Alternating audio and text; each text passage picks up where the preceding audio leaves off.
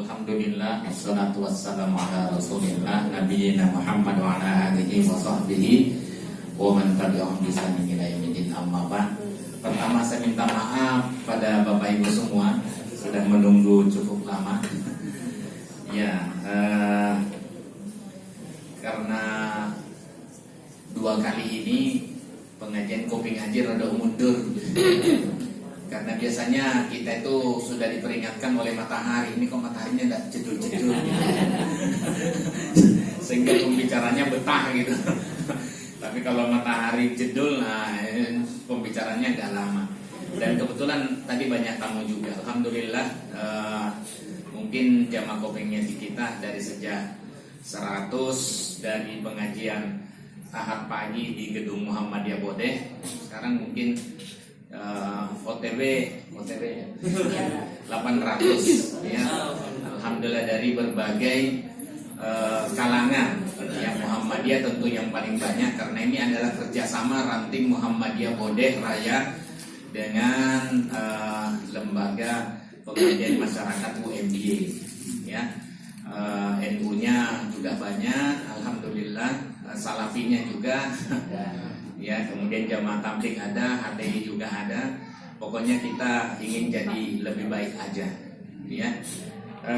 Kemudian yang kedua, ini pagi ini saya mengisi di tadi ranting lah ya, ranting Muhammadiyah Bodeh. Kemudian sekarang di cabang, nanti jam 8:30, jam 8.30 itu ngisi di pimpinan daerah Muhammadiyah. Jadi hari ini rodo-rodo komplit dari ranting cabang daerah. Ya, terima kasih. Judulnya tanya jawab sekitar fikih Ramadan dan taraweh. Ya, yang jadi masalah dan memang banyak pertanyaan sekarang ini adalah tentang qada puasa. Ya. Ya, memang ratingnya yang paling tinggi karena ini waktu qadanya istrinya Nabi Sallallahu Alaihi Wasallam, Aisyah radhiyallahu anha, itu bulan ini, dan saya tidak menemukan ada hadis bahwa para sahabat dan istri Nabi itu berhutang sampai melampaui Ramadan berikutnya. Jadi kalau bisa jangan ditunda-tunda. Saat ini yang saat terakhir masih ada sekitar 3 minggu kurang mungkin ya, menurut kalender Hijriah global tunggal. Kalender kalender Hijriah kita ya. Jadi itu segera dilunasi. Cuman memang yang menjadi permasalahan itu cara melunasi utang puasa bagi orang yang sudah meninggal dunia. Ya, saya katakan sebenarnya itu tergantung dari utangnya apa. Ya. Kalau hutangnya mengganti pada hari yang lain, belum sempat diganti pada hari yang lain kok meninggal, misalnya karena dia musafir atau sakit, belum sempat, ya berarti dia hutang puasa kan? Hutang puasa, maka disitulah kemudian wajib menggantinya dengan walinya mempuasakan dirinya yang meninggal. Ya, hadisnya juga jelas, mamata wa alaihi siyam soma anhu waliyuhu.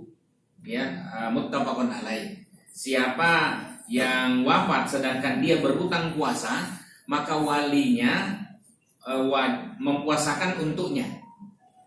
Jadi ya utang puasa dibayar dengan puasa. Ya, kemudian ada hadis yang lain yang ya ayat lah ya, cukup bayar fidyah. Ya, sebenarnya bayar fidyah itu pun ada aturan mainnya yang sudah jelas sebenarnya menurut Quran itu. Ya, wa 'alal ladzina yutiqunahu fidyatun ta'amu miskin. Bagi orang yang berat untuk melaksanakan puasa, ya membayar fidyah dengan memberi makan satu orang fakir miskin, makanan pokok yang biasa kita konsumsi. Ya, nah siapa yang dianggap berat itu? Ya orang yang sudah syekhun kabir, orang yang sudah sangat tua, ya, dan tidak sanggup lagi untuk berpuasa karena ketuaannya itu, ya. Saya memang cuma penampakan aja yang tua, tapi insya Allah masih kuat. Ya. Kemudian yang sakit, yang berat, yang mustahil dia sembuh. Ya, kalau dalam bahasa fikih itu yang tidak ada harapan sembuh lagi. Ya. Ya sebenarnya mungkin maaf ya, diabetes itu ya. DM itu kan kalau sekali divonis ya selamat datang di grup DM gitu, ya. Tapi dia masih kuat untuk berpuasa. Kalau untuk sembuhnya mungkin untuk bisa supaya tidak muncul saja berlebihan, itu bisa dikontrol. Tapi kalau sembuh total sudah tidak mungkin menurut dokter. Walaupun dalam iklan-iklan obat tradisional masih bisa gitu. Dia menjual harapan sebenarnya, kenyataan. Ya kata dokter ya. Nah itu. Kemudian ya yang sakit berat yang tidak mungkin dia berpuasa. Kalau dia berpuasa malah dia bisa kolaps itu, ya. Jadi dia harus mengkonsumsi tapi rutin sedikit-sedikit gitu. Ya. Kemudian ya termasuk wanita hamil dan menyusui anaknya. Ya kata Aisyah, fanukmar biqada'is shaum wala nukmar biqada'is shalah.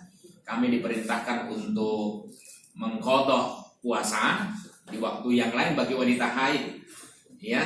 Sementara kita tidak diperintahkan untuk mengqadha salat bagi wanita haid. Jadi saya kira sudah jelas itu, ya. Pak, saya masih kuat. Nah, nanti kalau misalnya sudah selesai haidnya, sudah selesai masa menyusui, kalau misalnya dia hamil, saya masih kuat untuk berpuasa. Makanya ada itu yang di fikih kita itu sebagian ulama kita itu mengatakan ya bayar qadha aja dulu.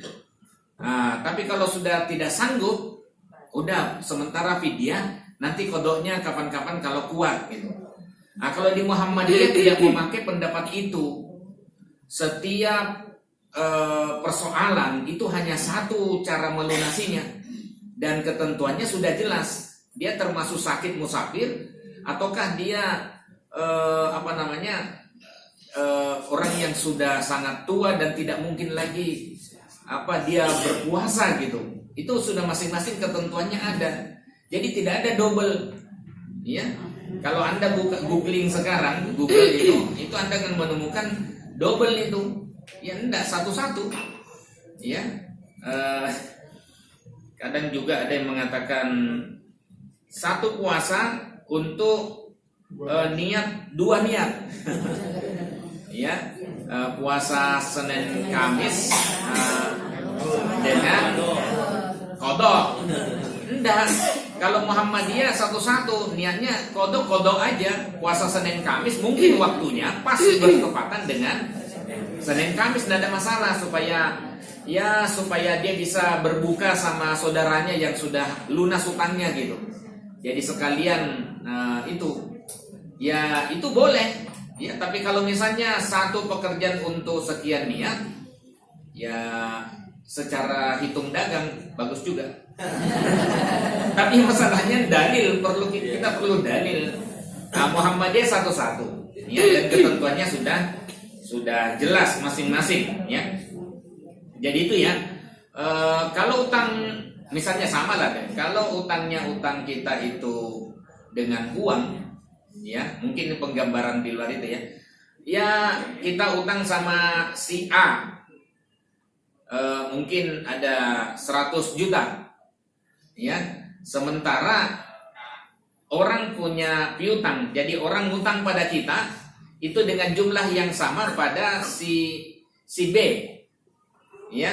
Tidak bisa kita itu bilang begini karena dia susah menagih pada si B, ya. Sementara begini aja lah, utang saya ambil aja di si B. Menjengkelkan gak nih? Ya memang kan sama nilainya, tapi Anda kasih pusing si A itu kalau Ya, lah saya ngasihkan utang ke kamu kok malah kamu mengalihkan saya untuk nagih. Itu urusan saya dengan si B, bukan urusannya si A dengan si B. Ya, urusan kita dengan si B ada, ya dia punya utang ke kita, sementara kita punya utang si A. Tidak bisa dipotong begitu. Ya. Nah, kecuali dengan kesepakatan. Itu karena itu muamalah. Tapi kalau ibadah bukan kesepakatan, mana dalilnya? Ya, nah dalil itu sudah mengakomodir semuanya secara lengkap. Ya, kita jangan nambah-nambah. Ya, saya kira itu pengantarnya karena tanya jawab dan waktunya singkat. Langsung aja ya, tanya jawab apa saja yang mau ditanyakan. Monggo tentang taraweh dengan ya sekitar puasa. Monggo Ustaz. Nanti apa feedback nanti saya pakai. Assalamualaikum warahmatullahi wabarakatuh. Kerekam Ustaz. Mungkin. Aman Pak, aman. Iya. Ustaz, yang kami tanyakan tentang kewajiban membayar hutang puasa tadi.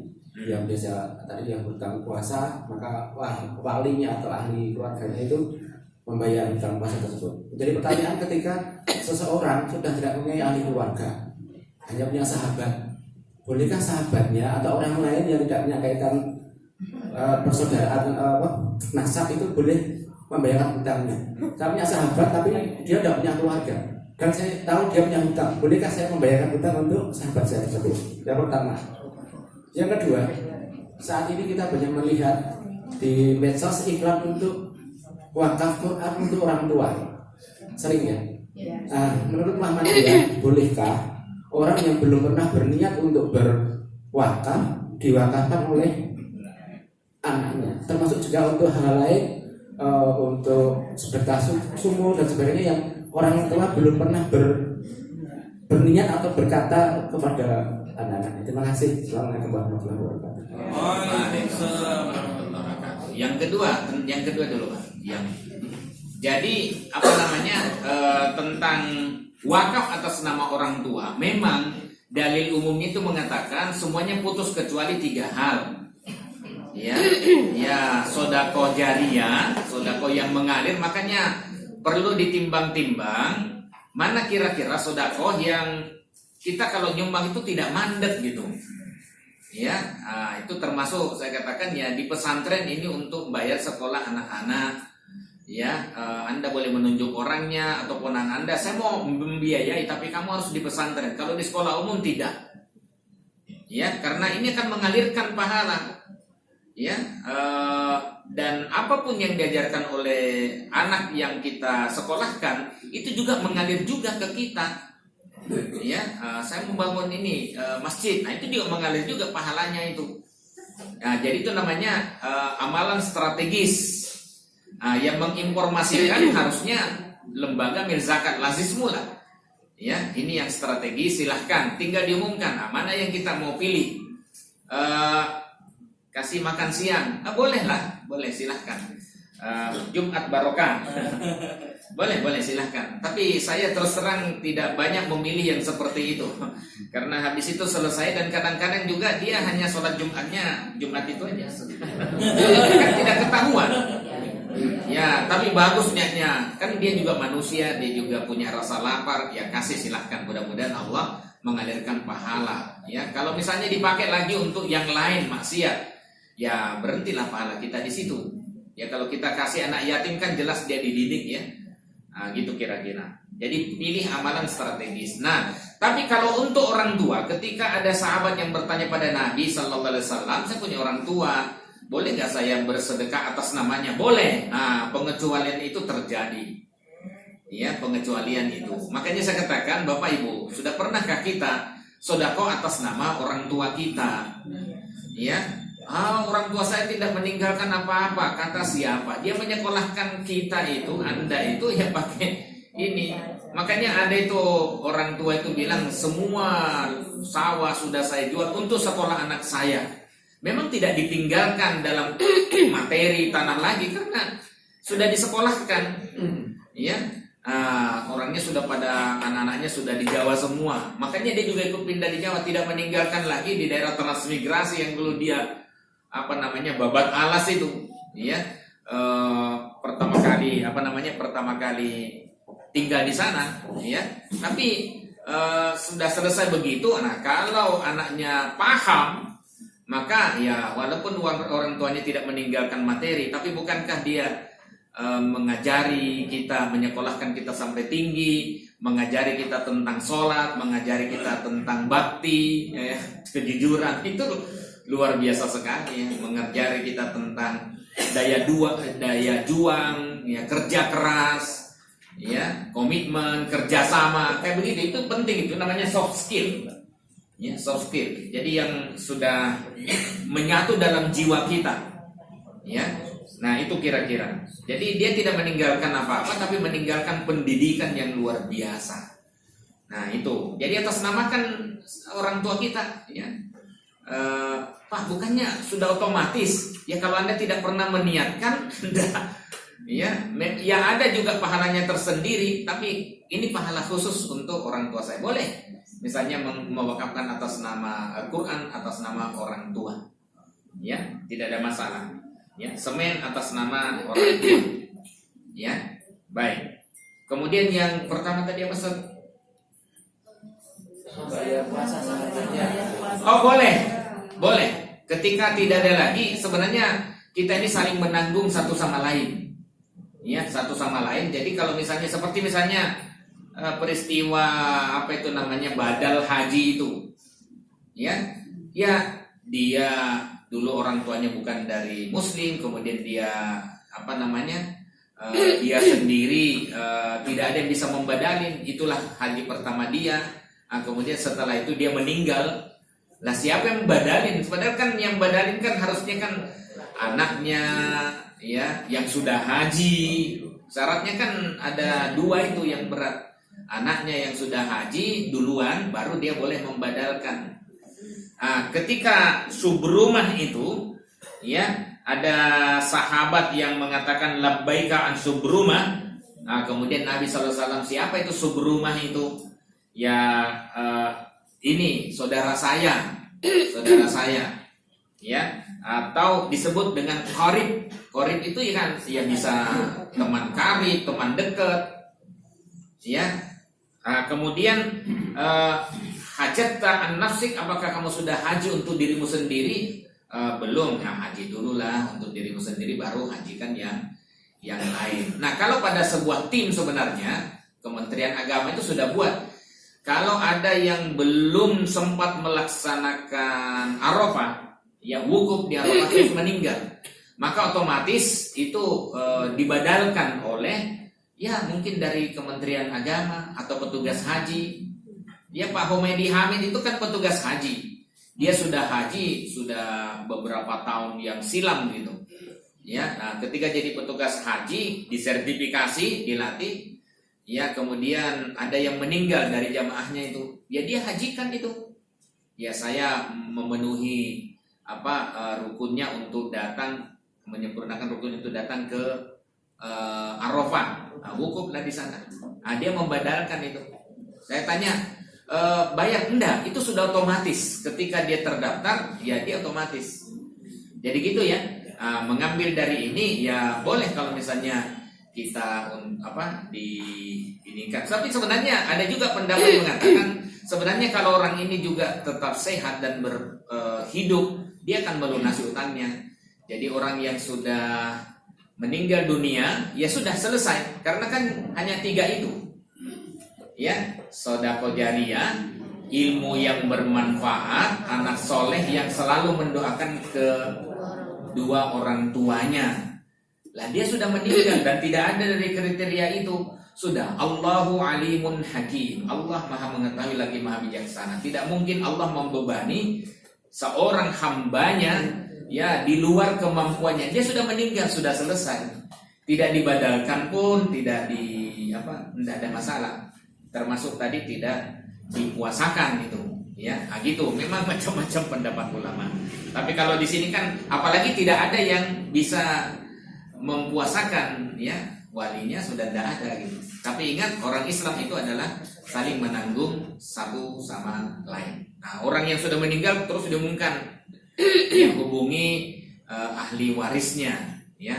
Nah, itu antara lain. Kalau tidak ada, diambilkan dari Baitul Mal. Ya, nah ini disitulah lembaga amil zakat berfungsi salah satunya. Terima kasih. Ada yang lain? Silakan Bu. Assalamualaikum warahmatullahi wabarakatuh. Waalaikumsalam. Mohon maaf, mungkin pertanyaan saya terlalu ringan gitu ya. Saya mau tanya, Ustaz, ketika ada seseorang yang sudah sepuh sekali, ya, umurnya mungkin sudah di atas 80 tahun, kemudian dia sudah lupa apapun, kadang makan lupa, kadang mandi juga lupa. Nah, untuk kewajiban puasa tadi kan istilahnya tetap dibayarkan fidyah atau Fidyah, gitu. iya. Berarti tetap dilakukan kayak gitu ya kan? Iya. Nah, yang kedua, untuk puasa Syawal dan kemudian untuk puasa untuk perempuan. Ketika kita itu tahu untuk puasa Syawal itu kan hanya 1 bulan. Kadang ada seorang perempuan itu dia pengennya bisa kedua-duanya ya kan. Misalnya untuk puasa Syawal sekaligus mengqadha. Kadang ada yang juga karena kena uzur sampai lebih dari 10 hari gitu loh. Kadang takutnya tetap kita nggak bisa mengejar waktu. Pengennya juga nyawal juga dapat nyawa. Nah, itu bagaimana yang lebih utama yang dilakukan yang mana gitu. Terima kasih. Assalamualaikum warahmatullahi wabarakatuh. Waalaikumsalam warahmatullahi wabarakatuh. Baik, langsung aja ya. Langsung saya ini kan karena daripada lupa. Jadi tadi ketentuannya sudah kita sampaikan bahwa untuk orang yang sudah sangat sepuh, ya sudah sepuh dari usia juga tidak memungkinkan lagi, pikun lagi, ya. Pikun tidak tahu lagi waktu sholat, ya waktu buka dia sedang puasa makan gitu ya, tidak bisa kita mengatakan kakek batal gitu ya, mbah gung batal dah, ya itu sudah masuk dalam kategori berat untuk melaksanakan puasa. Nah maka caranya fidyatun ta'amu miskin, ya berapa besarannya 1 mud itu sebenarnya 0,54 kilogram. Ya kita bulatkan, ini sudah pembulatan ya, 0,6 kilogram. Itu 1 mud. Nah, jadi kalau misalnya setahun ini kebetulan ada 29 hari, ya 0,3 kali 29 hari. Kalau 30 hari itu ya 0,6 kilogram kali 30 hari, 18 kilo. Kalau 29 hari, ini tahun ini 2025 puasanya itu 29 hari, ya tinggal 17,5. Mau dibulatkan 18 kilo juga bagus. Lebih bagus, lebih banyak lebih bagus. Tapi ada nanti yang kita temukan 3 kilogram, tidak ada masalah. Silahkan saja. Tapi sebenarnya 2,5 kilogram itu sudah lebih. Ya, karena misalnya untuk bayar apa itu zakat fitrah itu sok, ya 1 sok itu. 1 sok itu kan sama dengan 4 mud. Kan 2,4 kilatan sebenarnya dari 0,6. Makanya kalau pedagang itu diskon, nanti aja diskonnya terakhir. Nah, itu pedagang yang memang cerdas itu. Ya, nanti aja diskonnya terakhir, bukan diskonnya ini di awal ya, harga aslinya. Gitu saya kira ya. Kemudian yang kedua tentang puasa Syawal dan nyaur. Nah, itulah keinginan yang luar biasa. Memang para ustadz sebagian mengatakan bahwa nyaur utang itu lebih utama dibanding daripada nyawal. Ya, sehingga dia menuntunkan, memfatwakan, ya kalau mau nyawal, karena kan hadisnya itu dia kaitkan dengan puasa 6 hari. Siapa yang berpuasa pada bulan Ramadan, summa atba'ahu sittam min Syawal, kemudian mengikutinya dengan puasa 6 hari di bulan Syawal, tidak ada mengatakan berturut-turut, maka dia mendapatkan pahala puasa selama 1 tahun. Nah, sehingga bulan Ramadan itu kan belum sempurna bulan puasa Ramadannya itu. Jadi harus disempurnakan dulu. Ya, mengutamakan yang wajib dulu, baru yang sunnah. Kan nyawal sunnah. Nah, sehingga dia menyarankan nyaur aja dulu baru nyawal. Nah, cuma masalahnya ini tidak dialami oleh laki-laki. Makanya laki-laki senang dia ada rasa ini. Sebenarnya apakah harus nyaur dulu? Itu masalahnya. Ya, baru nyawal. Nah, menjadi rasanya tidak adil, tapi kan tidak bisa kita pakai logika tidak adil. Ada dalilnya enggak? Nah, itulah yang saya sering ceritakan.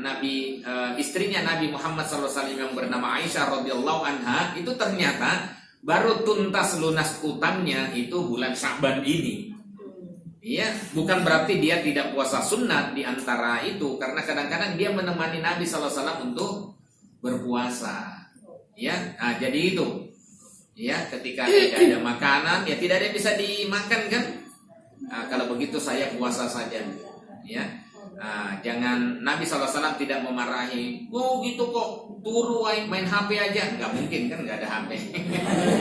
Ya, jadi gitu, jangan dimarahi istrinya Pak ya. Ya mungkin juga karena Bapak kurang kasih setoran Pak. Jadi itu akhirnya mereka puasa, ya mereka puasa. Jadi itu Bu ya.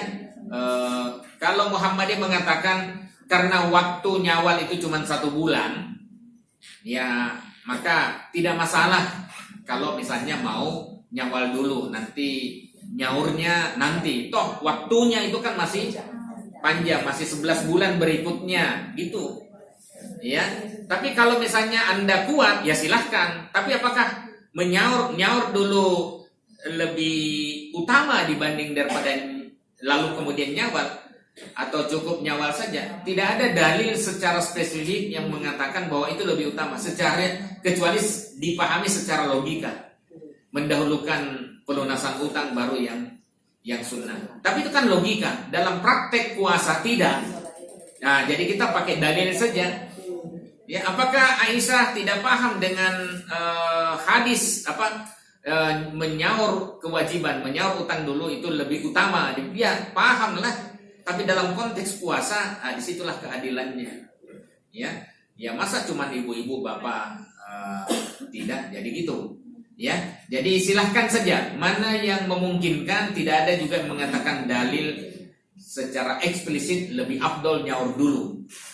Kembalikan kepada yang bersangkutan. Ya, gitu. Ada yang lain? Silakan Bu. Ada yang di belakang tadi. Assalamualaikum warahmatullahi wabarakatuh. Tadi Ustaz mendikau bahwa yang sudah meninggal boleh untuk amal jariah. Tapi ini yang saya tanyakan yang masih hidup tak, karena kami dari keluarga Muhammadiyah pas di itu cerita-cerita sama keluarga anak. Begini Pak, seandainya besok mama meninggal gitu, terus saya kan nggak pakai genduren, saya niatnya ingin amal jariah Al-Quran untuk diwakafkan di pondok karena anaknya di pondok. Terus apakah ini afdol kan? Ya saya tanyakan apakah afdol kayak gini, karena masih hidup sudah dibicarakan bersama-sama di lingkungan keluarga. Dan yang kedua, sholat istiftah sebelum tarawih itu haruskah wajib ataukah sunnah? Terima kasih. Wassalamualaikum warahmatullahi wabarakatuh. Lanjut. Yang kedua sekalian. Iya, silakan Ibu. Selanjutnya pasti Assalamualaikum warahmatullahi wabarakatuh. Mungkin saya agak keluar dari tema sedikit ya. Memang karena bapaknya yang suka fikih sholat, saya mungkin mau menanyakan tentang sholat. Itu saya cuma penasaran. Misalnya gini ya Ustaz, misalnya kita sholat itu kita masuk ketinggalan rakaat pertama gitu. Nah terus kita kan tambah rakaat yang assalamualaikum, kita langsung berdiri rakaat melanjutkan yang kekurangan 1 rakaat. Nah itu tuh baca Al-Fatihah saja yang dalilnya apa gitu, baca Al-Fatihah saja atau ditambah dengan surat? Yang dari baca Al-Fatihah saja atau masih tambah dengan suratnya? Mungkin pertanyaan saya gitu aja. Assalamualaikum warahmatullahi wabarakatuh. Waalaikumsalam warahmatullahi wabarakatuh. Tadi. Yang pertama wakaf Al-Quran. Wakaf kalau sudah dibicarakan tidak ada masalah. Ya, itu itu mengingatkan kepada anak-anaknya, membicarakan ke depan. Ya, ada yang banyak yang seperti itu, Bu. Ya, banyak yang seperti itu yang sudah, kalau saya nanti meninggal itu tanah di depan saya wakafkan untuk Muhammadiyah. Ya, kamu tidak usah mengambil tanah itu, biar untuk ya tabungannya ibu nanti di akhirat. Ya, tapi saya sudah tinggalkan, jangan semuanya, karena makanya tidak boleh itu hibah wasiat itu lebih daripada sepertiga. Ya, ketika dia mau kasih anaknya semua, hendak bisa sepertiga. Iya, sepertiga itu sudah banyak kata Nabi SAW untuk diberikan kepada yang lain. 2/3 itu untuk warisan nanti. Ya, jadi gitu. Jadi berwasiat sebelumnya tidak ada masalah. Ya, karena waktu itu dia mungkin masih memanfaatkan, tidak ada masalah. Ya, saya nanti tolong kamu berikan Quran kepada panti asuhan itu, pondok pesantren itu, ya, atau belikan buku yang bermanfaat, buku fikih sholat karyanya Ustadz Zakir. Mudah-mudahan minggu ini selesai. Ya, sebelum pengajian kopi ngaji Sabtu pagi. Mudah-mudahan saya sudah masukkan, tapi fikih sholatnya mudah-mudahan 10 hari ini juga selesai. Amin. Ya, baik, begitu. Kemudian yang kedua, ada lagi yang dari ibu yang pertama tadi? Iftitah. Oh, sholat iftitah wajib atau sunnah? Sunnah. Cuman memang kedudukannya ada yang mempermasalahkan kalau dikerjakan di awal malam setelah sholat isya. Ya, semuanya boleh sholat malam itu dikerjakan tentu setelah sholat isya. Cuman di awal malam itu. Itu ada khilafiyah, ada perselisihan pendapat di kalangan ulama. Ada yang mengatakan tidak perlu lagi karena sholat sunat ba'diyah setelah sholat isya itu sudah mencukupi.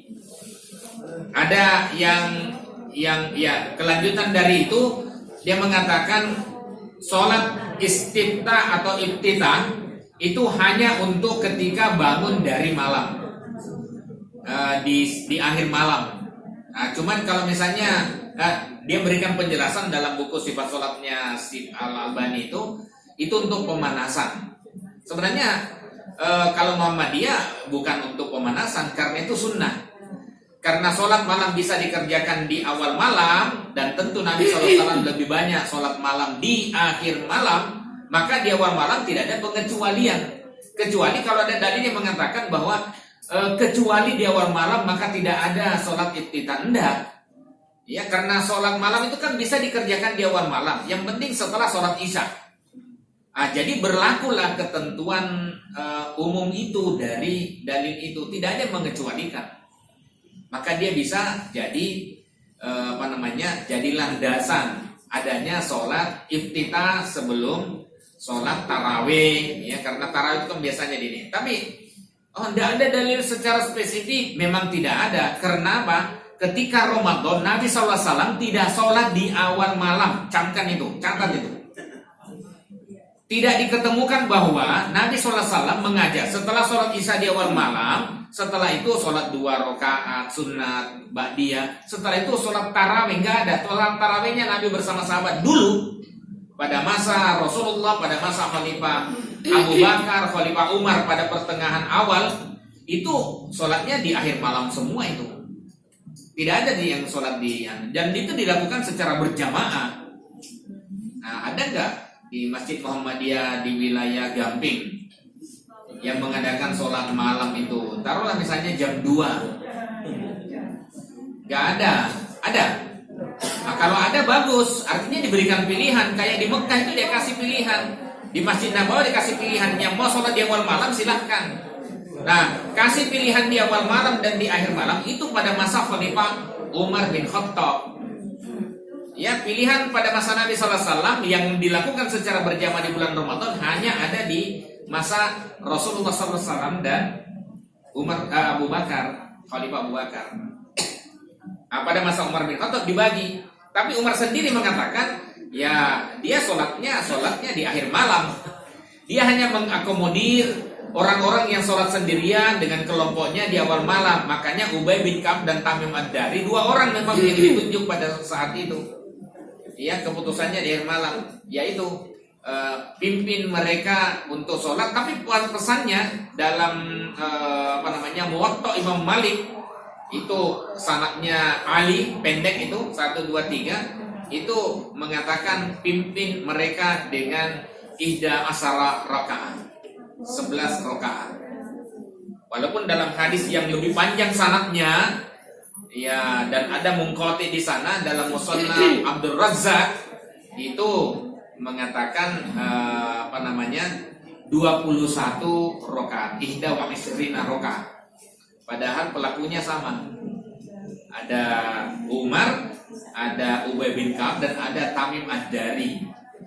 Tapi jumlah perintahnya, laporannya itu yang pendek sanadnya dan bersambung itu hanya 11 rakaat. Tapi yang panjang sanadnya dan ada Munqati terputus itu mengatakan 21 rakaat. Berita mana yang mau diterima? 11. Ya. Dan kalau kita lihat sholat malamnya Nabi, kalau Anda bertanya sholat malamnya Nabi SAW sebenarnya berapa rakaat? Ya 11. Kata Aisyah, Ibn Abbas ditanya, berapa rakaat sholat malamnya? Kamu tanya langsung pada Aisyah Ummul Mukminin. Akhirnya sahabat itu bertanya, ya Ummul Mukminin, ambi'ini an witri Rasulullah SAW. Beritahukan kepadaku tentang witirnya Rasulullah SAW. Boleh mengerjakan sholat 2 rakaat salam, 2 rakaat salam. Selama totalnya 11 rakaat, 2 rakaat salam, 2 rakaat salam, 2-nya kali 5 tambah 1 rakaat. 2 1. Ya, yusallim baina kulli rakaatain. Beliau salam pada setiap 2 rakaat. Berapa? 11. Kata Aisyah, minimal 7 rakaat yang dilaksanakan oleh Nabi SAW, maksimalnya 11. Dalam hadis yang lain maksimalnya 13. 4, 4, 3, ya 11. 2, 1 semuanya dari Aisyah. Itu juga 11. Ya, 4, 3, 7, 6, 3, 9, 8, 3, ada 8, 1, ada 8, 2, 1. Jadi macam-macam. Dari ke semua jumlah tata cara pelaksanaan sholat Nabi, formatnya itu tidak ada yang lebih daripada 11. Lalu dari mana 21 rakaat? Dari hadis yang saya sebutkan di awal. Dari mana hadis yang 23 rakaat? Dari hadis tabi'in yang bernama Yazid bin Ruman. Yazid bin Ruman itu wafatnya kapan? 130 Hijriah, menceritakan kejadian di ahdi Umar bin Khattab, di masa kekhalifahan Umar bin Khattab. Di situ 130 menceritakan kejadian di masa Umar bin Khattab. Tidak konek, makanya disebut Munqati, terputus. Tapi hadis itu kadang dibiarkan begitu saja, tidak dianalisis secara tuntas. Makanya ini nanti saya kumpulkan mubalik pimpinan daerah Muhammadiyah Kota Yogyakarta, karena dulu kan di sini sudah pernah, ya kan, Gamping di PKU kan, sudah pernah, PDM Sleman, takhrij hadis, supaya apa? Mubalik Muhammadiyah yang kadang-kadang belum tersertifikasi, ya, itu menyampaikan hadis sesuai dengan motonya Muhammadiyah, ar-ruju' ilal Qur'an was sunnah al-maqbulah. Kembali kepada Al-Qur'an dan sunnah yang makbul, yang sahih. Jangan sampai mubalik Muhammadiyah motonya bagus tapi dalam kenyataannya menyampaikan berpuasalah, sumu tasihhu. Itu hadis dhaif jiddan itu. Awal bulan Ramadan adalah rahmah, pertengahannya adalah maghfirah, dan akhiruhu ikum minan nar, pembebasan dari api neraka. Itu hadis dhaif itu. Ya. Sekiranya orang tahu keutamaan bulan Ramadan, maka niscaya dia menginginkan seluruh bulan itu menjadi Ramadan semua. Mau? Aku mau. Lah, harus mubalik Muhammadiyah menghindari itu. Ya, jangan sampai keinginannya bagus tapi kenyataannya bertolak belakang dengan motonya gitu. Makanya saya mengadakan hari ini, pagi ini jam 9.30 kita buka dengan pelatihan takhrijul hadis.